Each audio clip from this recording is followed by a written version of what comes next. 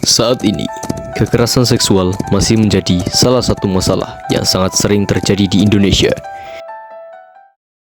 Dengan mayoritas korbannya adalah remaja perempuan atau bahkan anak-anak di bawah umur. Dan tak sedikit pula kasus kekerasan seksual juga terjadi di dunia pendidikan dan dialami oleh para pelajar ataupun mahasiswa. Dengan rata-rata pelakunya adalah guru, dosen, bahkan ustadz di pondok pesantren. Lantas, mengapa hal ini bisa terjadi? Sedangkan ada Pancasila sebagai ideologi, dasar negara, serta falsafah dan pedoman bangsa dan negara Republik Indonesia. Pada kesempatan kali ini, kita akan membahas tentang hubungan Pancasila dan anti kekerasan seksual. Jadi, silakan simak sampai habis.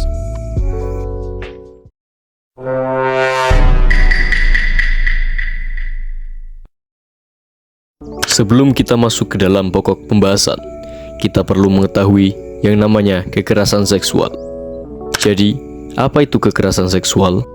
Singkatnya, kekerasan seksual yang juga disebut sebagai penganiayaan adalah perilaku seksual yang kasar, tercela, dan tidak terpuji yang dilakukan oleh satu orang terhadap orang lain.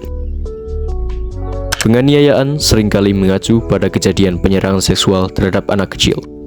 Sedangkan kekerasan seksual adalah istilah yang digunakan untuk pola penyerangan seksual yang terus-menerus.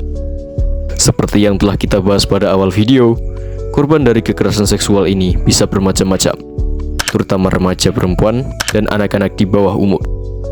Tidak jarang, kekerasan seksual juga terjadi di dunia pendidikan, dengan pelajar, santri, ataupun mahasiswa sebagai korbannya.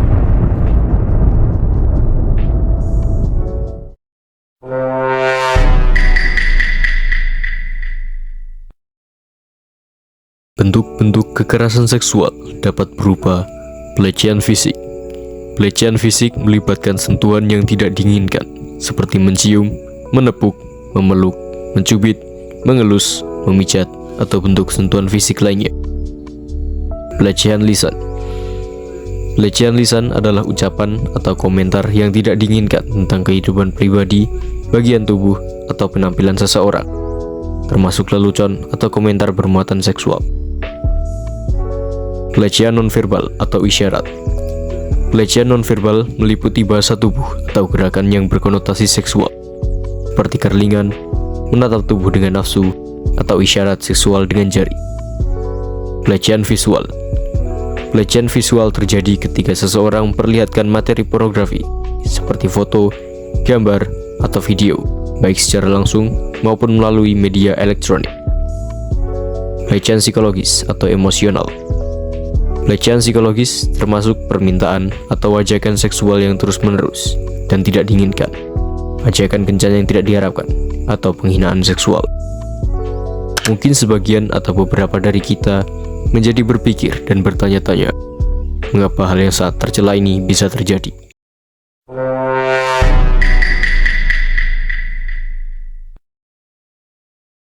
Beberapa faktor yang menyebabkan terjadinya kekerasan seksual di kalangan remaja, yaitu yang pertama, kurangnya perhatian orang tua terhadap anak mereka. Kedua, karena remaja mudah sekali dihasut, dirayu, dibujuk, atau dipikat hanya dengan uang yang tidak seberapa. Bahkan, ada yang dipaksa dan diancam. Usia remaja adalah masa di mana seseorang masih mencari jati diri, yang dimana mereka belum terlalu benar dalam bergaul, sehingga mereka mudah sekali menjadi sasaran predator seksual. Sedangkan penyebab terjadinya kekerasan seksual di dunia pendidikan, yaitu karena terjadinya perbedaan usia dan kekuasaan antara dosen dan siswa, pelajar dan guru, begitu juga ustadz dan santri. Mereka merasa memiliki kekuasaan, sehingga berani mengancam dengan dalih tidak akan naik kelas, ancaman terhadap nilai, dan lain-lain. Segala bentuk kekerasan di Indonesia tentu saja ada sanksinya, tidak terkecuali untuk kekerasan seksual. Lalu, apa saja sanksi yang tepat bagi pelaku kekerasan seksual?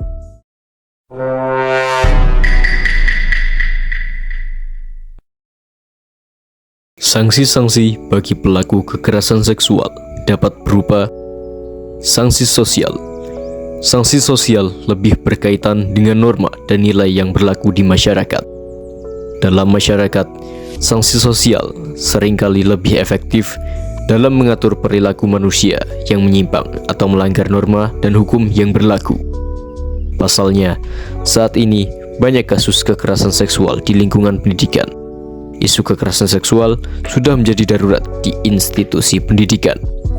Oleh karena itu, pantas jika para pelaku mendapat sanksi sosial atau mendapat sanksi pencabutan jabatan dari instansi tersebut, agar para pelaku jera dan tidak lagi melakukan kejahatan seksual lainnya. Hukum kebiri.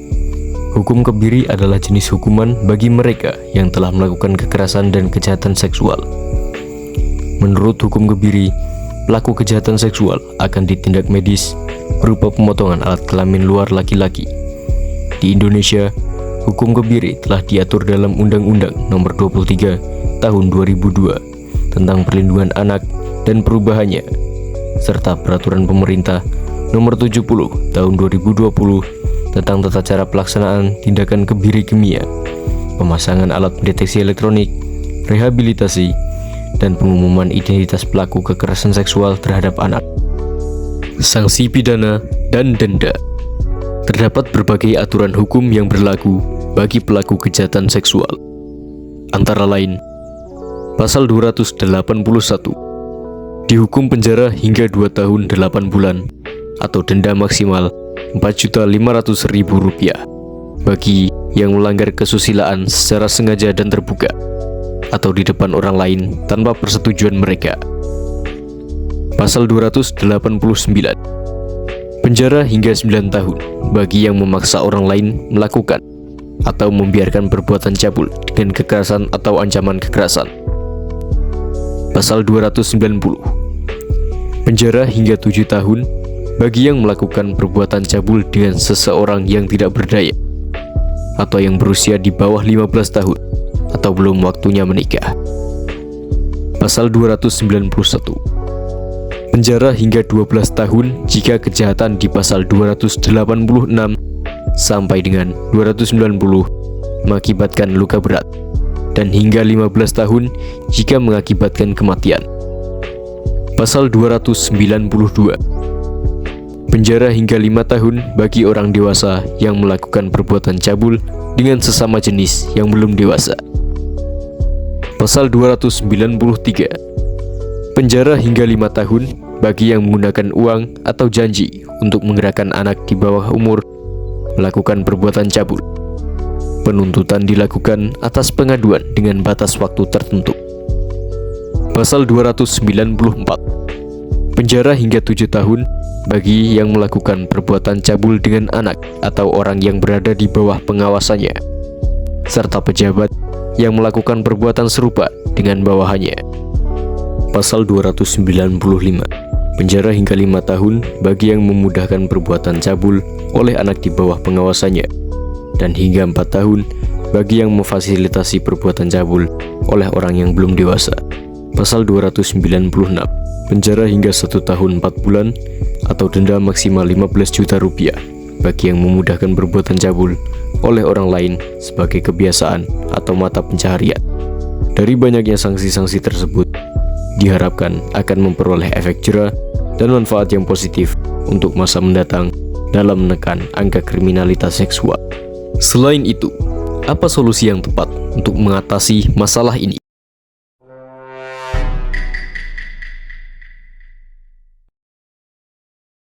Solusi yang tepat untuk mengatasi masalah ini yaitu dengan cara mengamalkan nilai-nilai Pancasila. Salah satu nilai Pancasila yang sangat relevan dalam konteks pencegahan dan penanggulangan kekerasan seksual adalah nilai kemanusiaan. Kemanusiaan mengajarkan untuk menghormati dan melindungi hak asasi setiap individu tanpa memandang jenis kelamin, usia, atau latar belakang. Dalam konteks kekerasan seksual, nilai kemanusiaan Pancasila menurut perlakuan yang adil dan setara bagi semua individu. Selain itu, nilai keadilan dalam Pancasila juga memiliki peran penting dalam melawan kekerasan seksual. Keadilan menuntut penegakan hukum yang adil dan efektif untuk para pelaku kekerasan seksual, sehingga korban dapat mendapatkan keadilan yang layak. Pemberian sanksi yang tegas kepada pelaku kekerasan seksual adalah bentuk implementasi nilai keadilan dalam upaya menciptakan masyarakat yang aman dan berkeadilan. Pancasila juga mengandung nilai-nilai gotong royong dan kekeluargaan. Dalam konteks kekerasan seksual, nilai-nilai ini dapat diartikan sebagai dorongan untuk bersama-sama melibatkan diri dalam upaya pencegahan dan pendampingan bagi korban. Gotong royong mengajarkan bahwa masalah kekerasan seksual adalah tanggung jawab bersama, bukan hanya tanggung jawab suatu individu atau kelompok. Dengan mengamalkan nilai-nilai Pancasila dalam kehidupan sehari-hari, masyarakat Indonesia diharapkan dapat lebih peka terhadap isu kekerasan seksual, mendukung langkah-langkah pencegahan, dan memberikan dukungan kepada korban. Melalui pemahaman dan implementasi nilai-nilai Pancasila, kita dapat bersama-sama menciptakan masyarakat yang bebas dari kekerasan seksual dan menjunjung tinggi martabat kemanusiaan.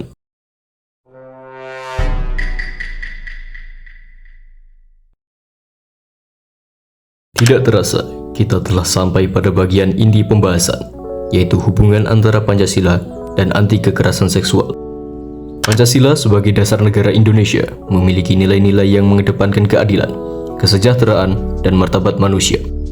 Dalam semangat Pancasila, kita harus bersatu dalam memerangi kekerasan seksual, mengutuknya sebagai tindakan yang melanggar hak asasi manusia, dan memberikan dukungan kepada korban. Kekerasan seksual merugikan kemanusiaan seseorang, melanggar hak asasi manusia, dan merusak martabat individu. Oleh karena itu, sebagai masyarakat yang berideologi Pancasila, kita diimbau untuk bersikap tegas menentang segala bentuk kekerasan seksual dan berupaya mewujudkan lingkungan yang aman dan adil bagi semua. Terima kasih telah mengikuti pembahasan kita kali ini. Saya berharap pembahasan kali ini dapat menambah pengetahuan dan wawasan kita terkait hubungan Pancasila dan anti kekerasan seksual. Sekian dari saya. Maafkan saya apabila terdapat kesalahan dalam pembahasan kali ini. Mari saling mengingatkan agar kita bersama-sama belajar dari kesalahan. Tinggalkan like jika menurut Anda pembahasan kali ini bermanfaat. Tekan subscribe untuk mendukung perkembangan channel ini. Terima kasih dan sampai jumpa.